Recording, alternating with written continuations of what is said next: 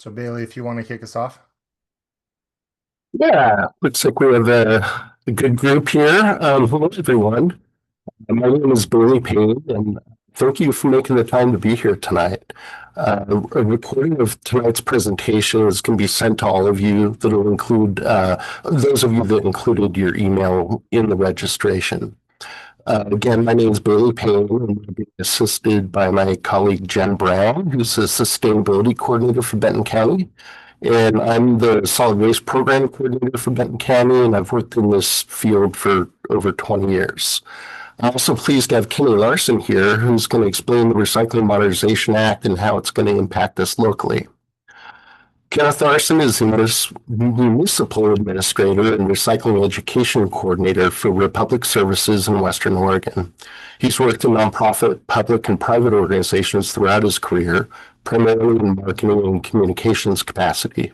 He graduated from Pacific University with a BA in media. He lives in Albany with his wife and 4 daughters, one of whom is graduating tonight. Before we get started, this evening's presentation will be focused on the Recycling Modernization Act. And while we know there's also a lot of interest in the Coffin Butte landfill's future, we're not going to be discussing that tonight.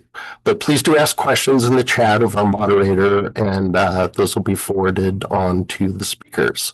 So let's get started. I'll start out by giving a little bit of history that led to the creation of the Recycling Modernization Act, and then I'll turn it over to talk about some of the specifics of the Recycling Modernization Act and how it will impact recycling opportunities here in Benton County.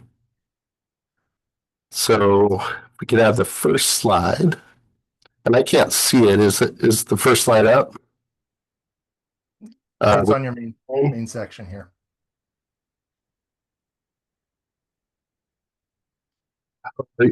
Okay, I've got it. That's right. My apologies. It wouldn't be a presentation without some technical difficulties.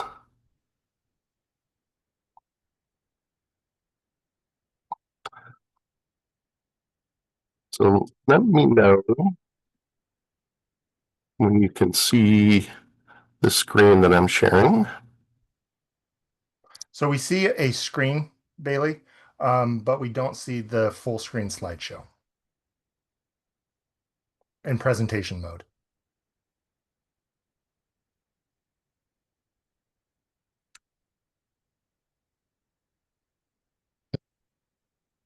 There we go. I think you're sharing. Oh, there it is. Yep, we see it now. It's recycling history, hopefully. Yes, we're good to go. So, as probably most Oregonians are aware, Oregon has really always been a leader in recycling. Oregon was the first state to enact the Ball Bill, and 9 others have followed our lead over the years. The opportunity to recycle was an important piece of legislation that established statewide recovery rates, waste composition studies, and the creation of requirements for local governments to strengthen waste prevention, recycling, and composting efforts. The Oregon Recycling Act, or Senate Bill 66, improved on the original Opportunity to Recycle Act by expanding curbside recycling programs, adding provisions for developing markets for recycled materials, and it set a recovery goal and began requiring state agencies to purchase recycled products. When I say recovery goal, I'm talking about goals in terms of how much is recycled or composted versus thrown away. Extended producer responsibility is a concept whereby manufacturers of specific products are required to support a recycling program for their products. The first of its kind was the Oregon E-Cycles program for computers, and later the Paint Care program for paint. These materials were historically difficult to recycle and are now recyclable throughout Oregon. The Recycling Modernization Act is an example of extended producer responsibility.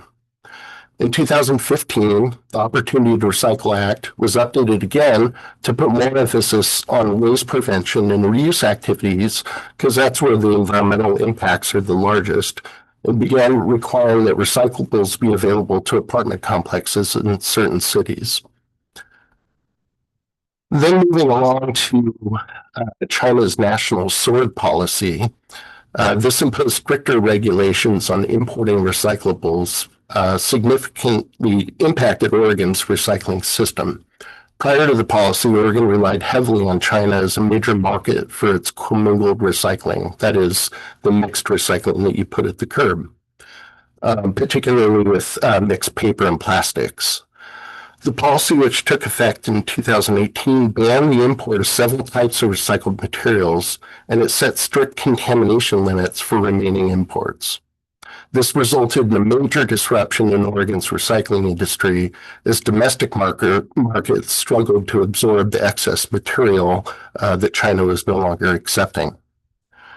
China's national sword also caused a shift in Oregon in how it manages its recycling, with increased focus on developing domestic markets and improving the quality of recyclables. It's important to note that recyclables are a commodity.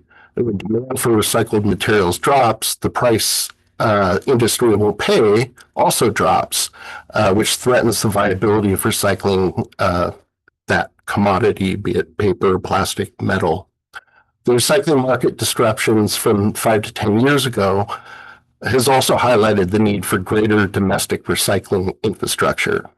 It was also part of why the Oregon Department of Environmental Quality created the Recycling Modernization Act, which Kenny will be talking about and making more connections to in a moment. In 2021, the Recycling Modernization Act was passed with a focus on packaging materials. Again, Oregon leads the nation in rolling out the most ambitious extended producer responsibility program that's been initiated so far in the nation. Here we're going to look at the Oregon's historical disposal versus recovery. And again, recovery is everything that's recycled or composted or energy is recovered from, as opposed to just being thrown away. As you can see in this graph, the amount of recycling generated from year to year, and that is what's in red here, has been relatively constant, whereas the amount of garbage in Oregon has steadily increased. This is concerning because the vast majority of the environmental damages caused by most of the things that we buy happens upstream in the natural extraction and manufacturing stages. In short, increasing consumption equals more environmental degradation. There are many reasons for this increased consumption, and it's something that we're seeing locally here in Benton County. Online ordering, for example, is one reason for this. When I started my career, the material recovery facilities, those are the places that sort out all the recycling, have these enormous piles, and they're all pretty light in color. And then in more recent years, now when you go and look at those same, facilities, they're much more brown. So why would that be? Well, people don't subscribe to newspapers like they used to, and so there's not as much newsprint in the recycled material, but there is a lot more online shopping, and so there's a lot more cardboard as well. So the nature of what's in the recyclables is also in flux. Our current recovery rate, again, that's everything that's recycled or composted, is down to 31.5%, which is discouraging, and points out that we have more work to do to reach Oregon's goal of 50%. On average, each Benton County resident recycles or composts 2.1 pounds per person per day. Let me repeat that. On average, each Benton County resident recycles or composts, so that's you and I, 2.1 pounds of materials, and also throws away 4.6 pounds of garbage every day. Now that factors in businesses within Benton County as well, but we'd like to see those numbers reversed, where we're recycling quite a bit more than we're throwing away, of course. I think at this point, I'd like to hand things over to Kenny, and I think you're going to find his explanation of the Recycle Modernization Act to be really helpful, and we'll get down into the nitty gritty of what you can recycle differently at the curb. With that, I'll hand it over to Kenny. Thanks, Bailey. And that was a really good introduction. And thank you for, I appreciate the way you explained it. I think it's also really important for people to understand how recycling, how the system works, how uh, recycling is a commodity.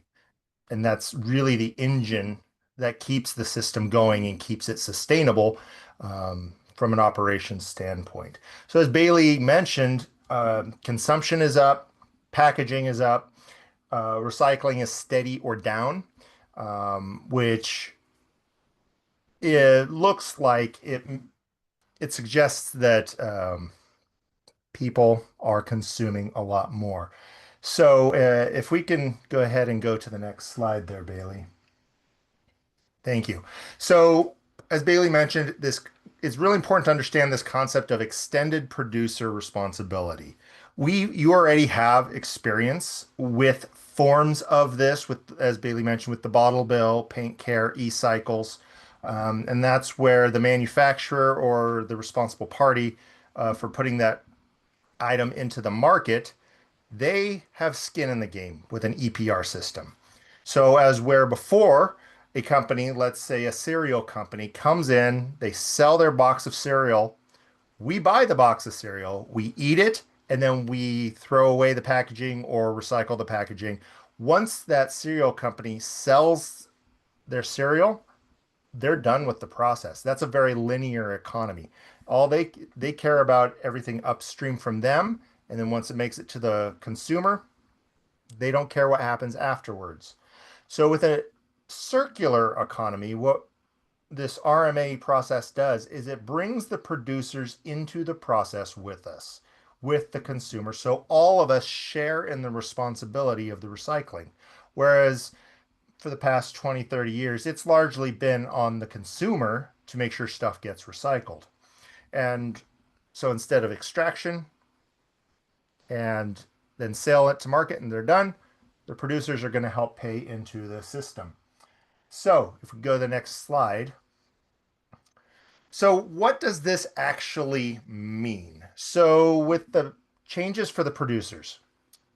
So these producers, these are just a few examples. They're all name brands that you've heard of, some that you haven't heard of. Basically, if you sell products, covered products in Oregon with packaging, you have to join what we're calling a producer, or what the state is calling producer responsibility organization, or PRO. Every industry and agency has their acronyms. That's another one, the PRO. So what they pay into the system is entirely dependent upon two factors: how recyclable the packaging is and how much packaging they sell into the system. So if they're selling something that is highly recyclable, the packaging is highly, highly recyclable, the market really wants that, what we call post-consumer product. They take the cardboard and they want to recycle that. The market really wants it. And they don't put as much packaging in, so more recyclable, less packaging, they will pay less. The opposite is true. Something that is not very recyclable, or the market really doesn't want to recycle it, and there's a ton of it, they will pay more. It's that shared responsibility there. So there's that incentive for the producers from a financial perspective to make their packaging as recyclable as possible and as minimal as possible, which I think that's something and I think everyone here in this presentation can get behind. The other thing is there is going to be some oversight for these producers. They are going to need to provide records upon request from the producer responsibility organization, or the group that's running the PRO. They're going to have to be able to be willing to open up their records if requested to show that what they're reporting they're selling into Oregon is actually what is being recycled, making sure those numbers add up. If we could go to the next slide. So who is this PRO? So the state of Oregon, after there's a selection process, they selected the Circular Action Alliance, to administer the producer responsibility organizations and the financial aspects of this process. So they are the ones that are talking with the producers and ensuring that the producers are paying into the system and reporting what is being sold into Oregon. Their administrative duties include, as it mentions here on the screen, um, ensuring that the finances go towards ex excuse me, funding the expansion opportunities for all Oregonians. So here in Corvallis, and honestly, it's Western Oregon, especially the Willamette Valley, we are very much recyclers. Most of us, especially here in Benton County, we've got a great recycling system here in Benton County. We've got more recycling opportunities than most places in the state, or many places in the state, I should say. But there's places in East Oregon, they don't even have a recycling program, period. So the PRO that are they're going to be giving or putting some of that money towards expanding those recycling opportunities to think of counties like Elgin or Vale or I don't know, Lakeview, wherever there's not the same recycling opportunities. That those opportunities, in order to create those opportunities, there's going to be some infrastructure improvement that needs to happen. There's going to be trucks that need to be bought, carts that need to be bought. Um, Recycling, and also I should say that in order for the recycling processors to be better at recycling, some of that money is going to go towards helping to improve the machinery they have so that they can sort better, so that they can recycle more, and that more of that stuff that could be recycled does get to a recycling market. There is going to be a statewide education campaign. And that is from the calendar I've seen, it's supposed to roll out here in the next month or so, talking about this Recycling Modernization Act. So everybody here, you guys kind of have a little bit of, not necessarily sneak peek, but you guys are ahead of the curve here, and you're gonna know, you know more than what the rest of the most of the rest of Oregonians know about this law right now. You know that it's coming. A lot of people, unfortunately, still don't. Um, the other thing is, as Bailey mentioned, the recycling being a market. So think of it commodity wise, exactly the same as you think that you can trade on bushels of wheat, um, the cost of iron, the cost of gold, oil, any of those commodities. There's a price like the stock market. Same thing with recyclable materials. Um, and when that what happened with that China national sword thing, when China was taking not just Oregon's, but almost like 70 to 90% of the entire world's recycling was going to China. So when they stopped accepting that recycling, there was a glut of this recyclable material on the market. And thinking back to, your basic economics of supply and demand, when there's huge supply, there's way more recyclables than there was markets to sell to, the price dropped so low that there were processors that went out of business worldwide. It did some major damage to the overall recycling processing infrastructure.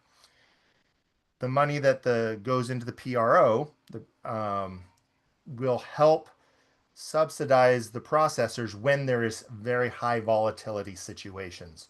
Um, and those are details that aren't as important to this presentation, but that is an aspect of what the PRO does. Next slide. So I've talked a lot about recycling processors. These are the ones that are doing the sorting. They're taking our commingled carts or deliveries of the baled material from our commingled carts, I should say. And they're the ones that are sorting it and then sending it to the paper mills and the plastic mills and the like. Um, One of the exciting things about the Recycling Modernization Act is it is going to require recycling processors to eventually not only send, but have an audited chain of custody process, ensuring that the stuff they're selling into the market is going to a responsible end market and not, say, a riverbank in East Asia. It really, because I'm putting this in the cart. I'm making the effort to recycle. I want to make sure that that material is getting handled responsibly. This, when this process is fully set up, it will require all those processors to, and also the people they sell to certify through this auditing process that they're really doing the right thing with that material. Another good thing, I think this is just a basic human decency thing that's good, is that it requires the workers to be paid a living wage. Um, you know, if you can imagine a big conveyor belt and you're sorting through people's recyclable materials, um, and not everybody's careful to keep things empty, clean, and dry like they really should be, and we really hope you are. Um, it's not always the most pleasant job, and so they deserve to be paid for that. And then I've already touched on the audits to ensure compliance with recycling permits and that items are being sent to responsible end markets. Next slide. So here's the part that everybody really wants to know. What can I recycle once the Recycling Modernization Act goes into effect? And this goes into effect, mark your calendars, July 1, so just a couple weeks. These are items that you will be able to put in the cart. So important to note is that nothing is being taken out of the cart in our area. Okay, we're only able to add to the cart.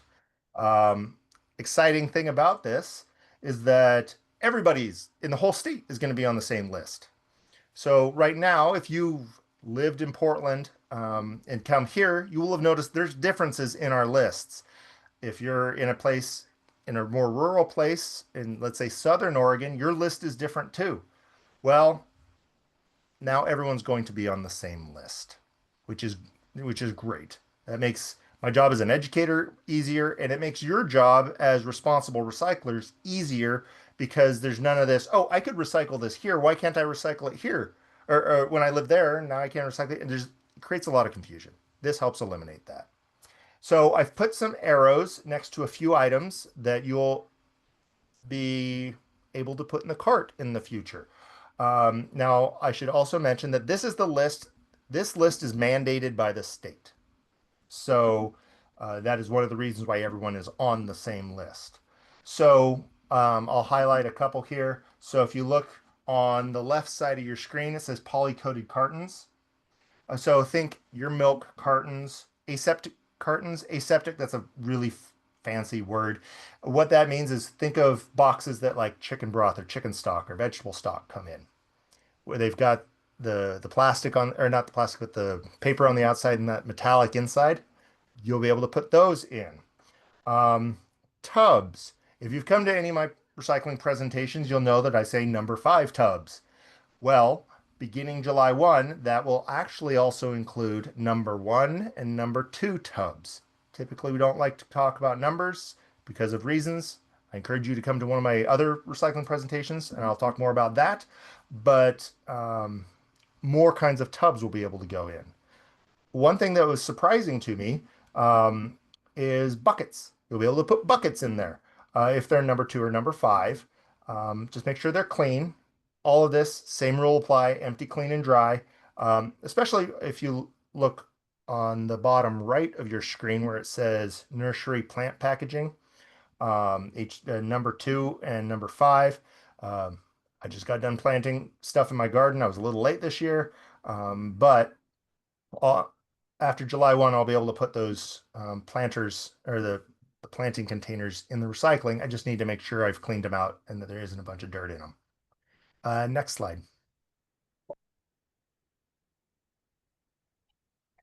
So the next thing to know is that this part isn't going to roll out right away, July 1, but this whole RMA thing statewide is a phased in process. Um, but we're going to be adding more things to the depot at the Corvallis Republic Depot. Um, so I should have X'd out styrofoam because that's going to be that styrofoam is a little still problematic. Um, but these are items that can be accepted at depots. Aerosol packaging, aluminum foil, shredded paper. I hope you know not to put shredded paper into your commingled cart because if you remember, everything's mixed in there and it's very hard to sort out those little tiny paper shreds in a commingled system. There will be a place at the depot eventually to be able to put your shredded paper. Um, Polyethylene film. Now, Oregon just passed a law to kind of get rid of all of those kinds of polyethylene film, but there's still certain items you can get at the store that are wrapped in polyethylene film. Think like baked goods, some vegetables. You'll be able to eventually take those to the depot. Buckets. If you're, that's the depot's probably the better place to take buckets than putting them in your cart, unless that's the only thing you have. Um, but you'll be able to take them there. There'll be a spot for lids, a spot for handles and for like six packs and stuff. I'll touch again on styrofoam. This list is the one that the state has that they've published, but I just want to be completely transparent with you. Styrofoam is still a little up in the air. Um, and if you have styrofoam now that you want to get rid of, I know the co-op will take that for a fee, and so will St. Vincent. Um, we already accept motor oil at the depots. Not all depots across the state do, but the one at Republic, you can bring your motor oil. And then there will also be a place to bring scrap metal large appliances, like washer, dryer. If it's got Freon, there's going to be some different rules with that. But you'll be able to take, your large metal appliances without fluids in them or gases. Those will be able to be eventually be taken to the depot. Now, we don't have a specific timeline on that yet. The state is we're still working through a few of the kinks, getting everything implemented, and the focus right now really is on the curbside recycling aspect. But just want to let you know that these things are coming down the pike. Next slide. So, as I mentioned, as far as a implementation timeline, this is a phased implementation across the state. They're really focused, the state right now is really focused on making sure those places that don't have any recycling or very few recycling opportunities that they are at the highest priority. So there's a lot more activity in Southern Oregon right now and a few other places in the more rural parts set of Eastern and Central Oregon. Um, that's because frankly we don't need as much of attention here to get up to speed. Whereas it's going to be a bigger lift in those other smaller communities. As I mentioned, these changes for the curbside go into effect July 1. Um, and I've mentioned that changes are coming soon to the Corvallis Depot. The other thing I want to just mention is if there's anyone here from Philomath, go Warriors. It's my high school. It's where I grew up. But there is some discussion underway. It's very, very, very preliminary. So we're still trying to figure some stuff out before we can move forward. But we are trying to, meaning us and the city of Philomath, are trying to figure out how to get a depot in Philomath. So that's exciting news. It'll be a more limited focused depot, but yeah, so stay tuned for more information there. And so obviously these are a lot of changes, a lot of exciting changes. There's a lot that I didn't get into that's super technical. I really focused on the stuff that's going to affect you and your neighbors and your day-to-day lives. But if you want to make sure that you are up to speed, if you have an online account with Republic, make sure your email is up to date. And you'll be getting those newsletters that have that RMA, Recycling Modernization Act information. Some stuff will be sent out in the mail a little bit later because we're still trying to get some stuff worked out with the state with their communication timeline. We want to make sure we're in sync with them. The other thing also is if you email Bailey Payne, he's kindly placed his email address up there. If you email him, he can make sure you get on any county mailing lists, and get that information as well. And so with that, I think we're at the questions phase.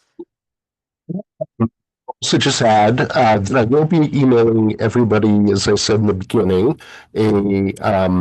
a recording of this presentation in case you want to share it with others that are interested, as well as the list of what will be recyclable at the curb beginning July 1st. So If you've submitted your email and registered, which is the vast majority, you'll be hearing from me soon.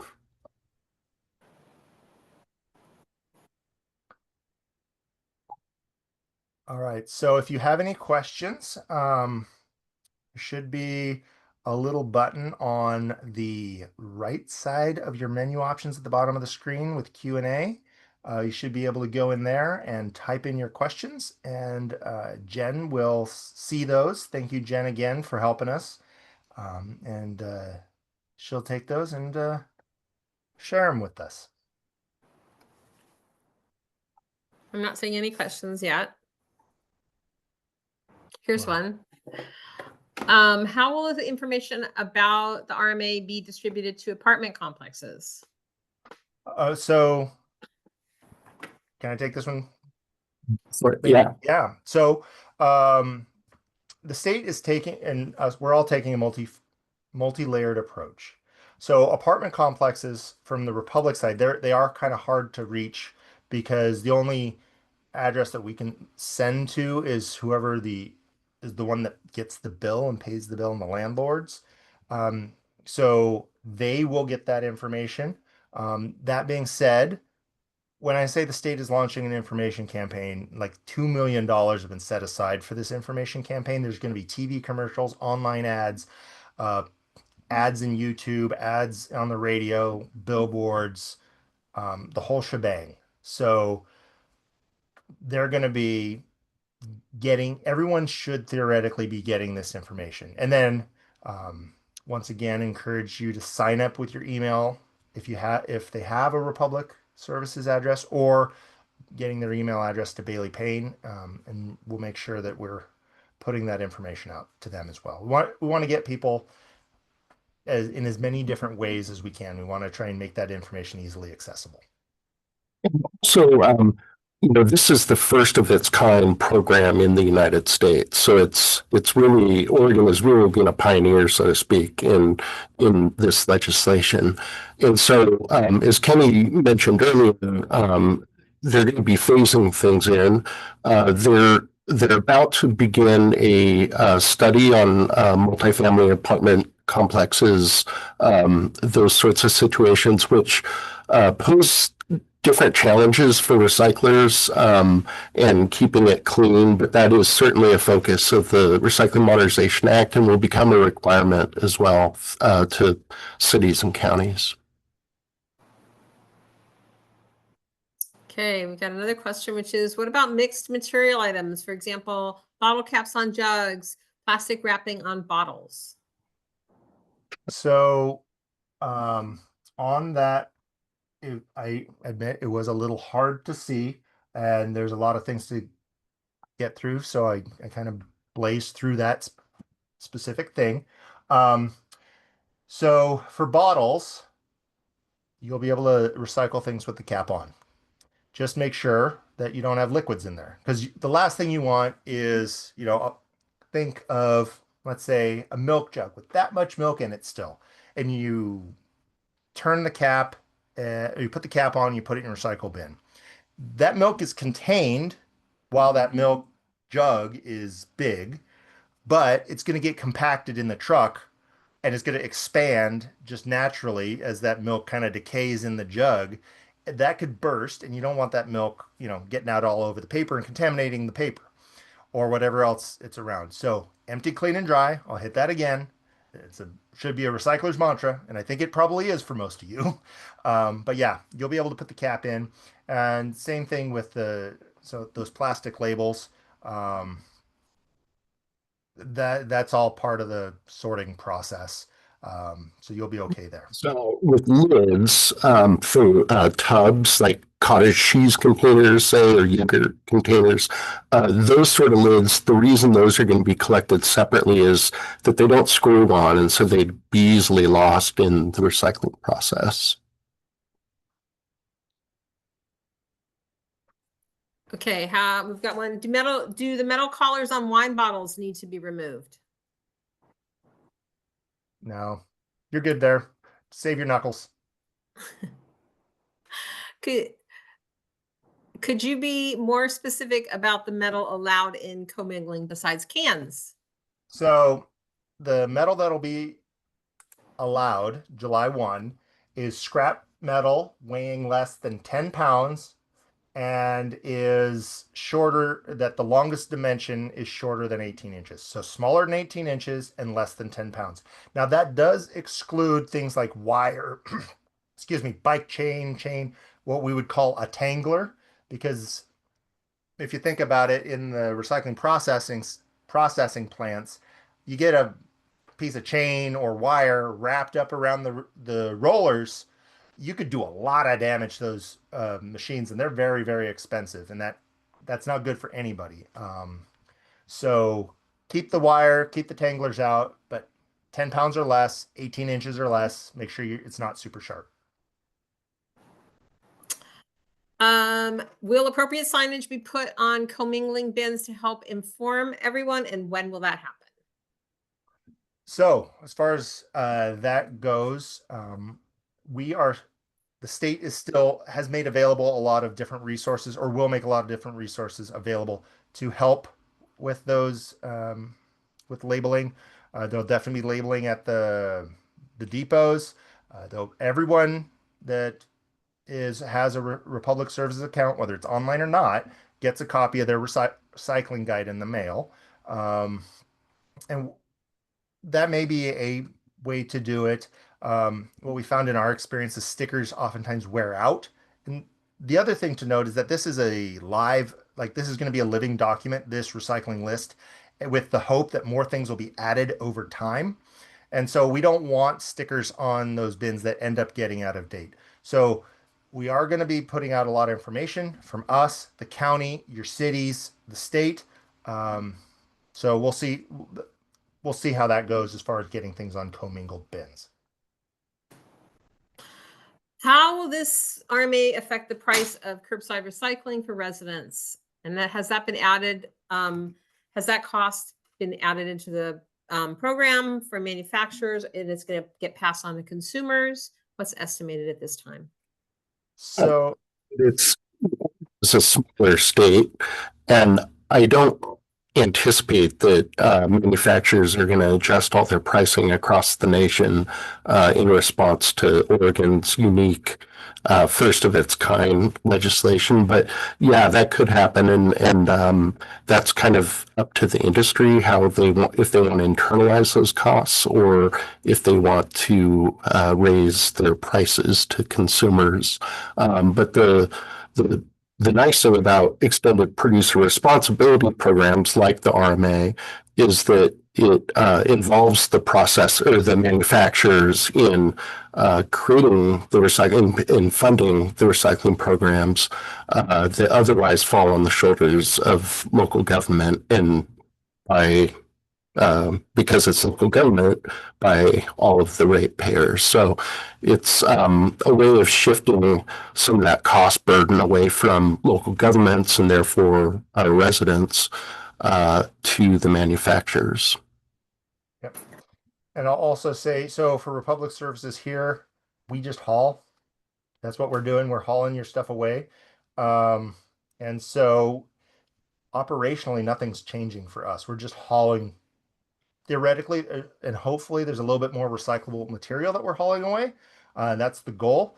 But as far as other operational things, the main thing for us is that we're just hauling. So not a lot changes for us. Will we be able to recycle lids, or will those still go to the landfill? So lids are really tricky. So in a mixed bin, and really that's you got to really think about how everything gets sorted. What tends to happen with lids in a commingled bin, right, is um, the machines don't treat them right. They're very difficult to sort. They end up getting treated as paper, or they bounce around and get into parts of the machine that they're not supposed to. And like I said about the paper thing, you don't want a plastic lid contaminating the paper stream.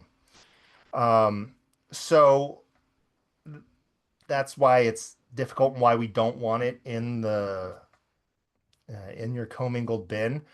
It becomes much easier to recycle them once you have a cart or a dumpster or whatever that container looks like that is just plastic lids, because then you can have machines that deal with just plastic lids. So unfortunately, until we get lids in the depot, we're going to have to landfill them or find another outlet. Honestly, I try to use those containers as much as I possibly can. So I'm not doing either with the lid. I'm putting it back on the whipped cream container or whatever it was, because I'm reusing that container as much as possible. What about clamshells for bakery and fruit? So clamshells are not on this list right now. I hope they are in the future. And honestly, I was expecting them to make it on this list at some when this process first kicked off. But as of right now, the state has kept them off this list. Similar to like if you go to Dutch Bros and get a cold, clear cup to go, um, similar type of issue.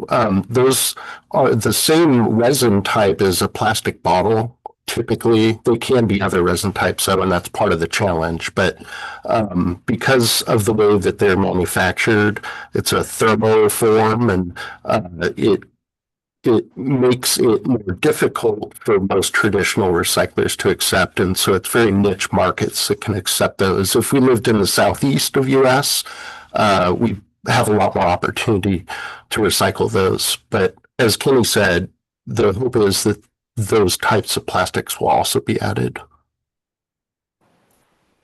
So we have another question about clamshells. We're talking about all clamshells, not just bakery items, but things that tomatoes come in, or we see a Yeah, lot of same packaging at thing. fruit.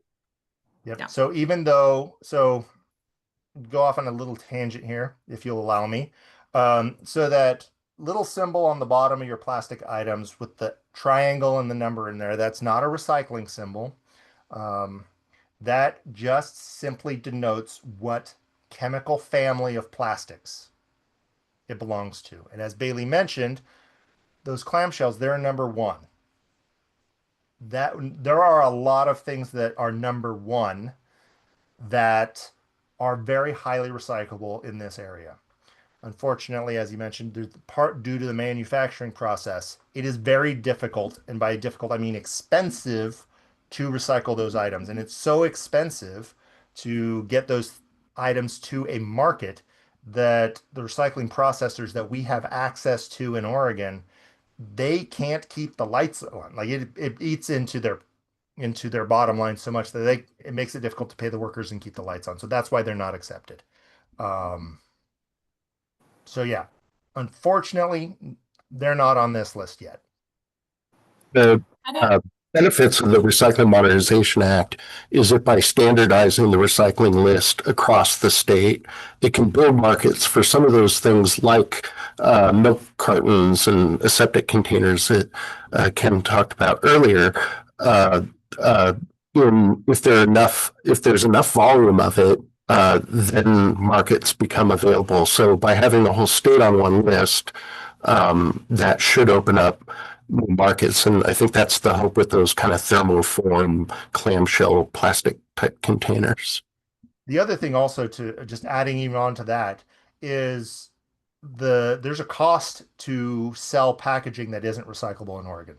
Like there is a very real bottom line cost that the accounting department and finance department is going to see when they sell stuff into Oregon that isn't recyclable in our system. So they are financially incentivized to figure out how to sell the product in a more recyclable packaging and less packaging.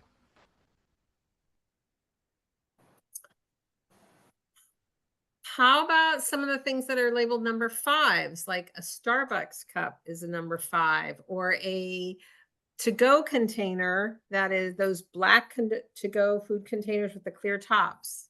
Those are number Yeah. five. So if it's not on this list, it's not accepted in the cart right now. That's so those numbers really they have just a little bit of history with those numbers. So the triangle portion of that symbol is a version of the recycling symbol that was created in the 70s for Earth Day. That resin code, that adding that number was part of a public information campaign by the plastics industry because they were getting the snot kicked out of them in the public in the media because of what they were putting into the system, how much litter and pollution is creating. So they put those numbers in that recycling symbol. Um, there was an aspect of dealing with the triangle, we call it the chasing arrows on plastic in the very early parts of this implementation for this bill, but it fell off and stuff, the legislature got distracted by other things. We hope that eventually it'll be a nationwide thing that happens where they take those triangles off, because really the number, all it tells you is a broad category, a broad family, and like every family out there, there's some oddballs, and that makes it very difficult. I would suggest people think about the shape of the plastic item more than the number. And Yes. as I used to say, if when in doubt, check it out. So ask Public Services or the county, find out the answer. But if it's still in doubt, or if you didn't reach out to us, then chuck it out. So check it out and then chuck it out, but don't contaminate the recycling is really important. Our statewide contamination rate is 16%. So out of every 10 pounds, 1.6 pounds is stuff that shouldn't be there. And that just really is a drain on the whole system. And people do it with good intentions, but those good intentions are undermining their ultimate goal of doing well for the environment. Is there going to be any effort in the information that comes out to sort of explain some of this misinformation around symbols on packaging? As far as directly confronting that, the state's plan is not so much. It's really trying to get people to focus. They're very trying to have a lot more, it's a very positive messaging and really getting people to focus on the shapes and what is in the recycling guides that are getting put together. That being said, um, I do give recycling presentations and I do give a more detailed explanation of the numbers. I've given several to the Corvallis Sustainability Coalition. That's a good group. Those people have heard my spiel about the plastic numbers multiple times. So yeah, I hope that eventually that gets taken care of. I know California is looking at it, but um, we'll see how that goes. 6:50, and Kim, I know you have afternoon plans. I'm happy to stay on, but Kim, if you need to leave, maybe we could take one last question of you, or Yeah, happy to. if there are any. Last question we have is, do you have that info you can send to us for your spiel about the numbers? Yeah, so um, what you can do is I'm going to try putting I should have put it on the slide and I didn't. I'm going to put my email address in the chat and hopefully everyone can see that. You can email me directly.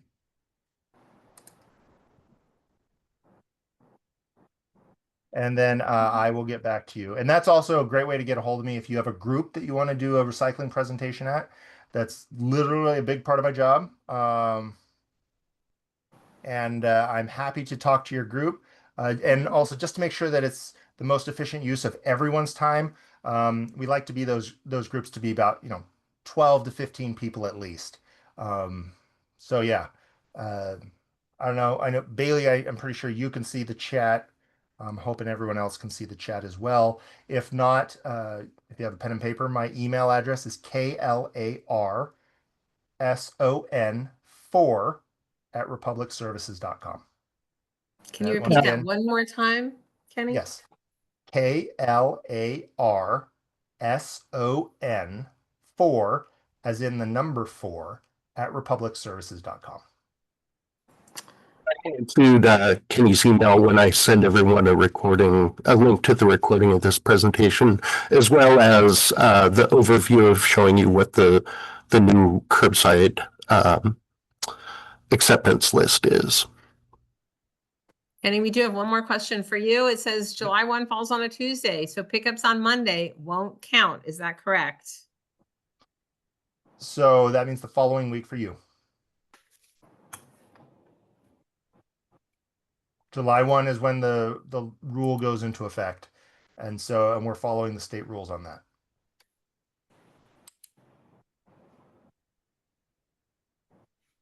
All righty. That is all the questions we've had. All right. Well, Uh, thank you everyone for this opportunity. Yeah, for doing the presentation tonight. And Jen, thank you so much for being the moderator. And thanks to everyone that's attended tonight for making the time to learn about this. Thank you. And glad, I hope I get a few email questions. I love answering people's questions. So yeah, when you get that email, if you aren't able to get it from tonight, definitely pay attention to watch Bailey's email and you'll have mine, and I'm happy to answer any and all recycling questions. All right. With that, I think we're good. Have a good night, everyone. Thank you. Bye.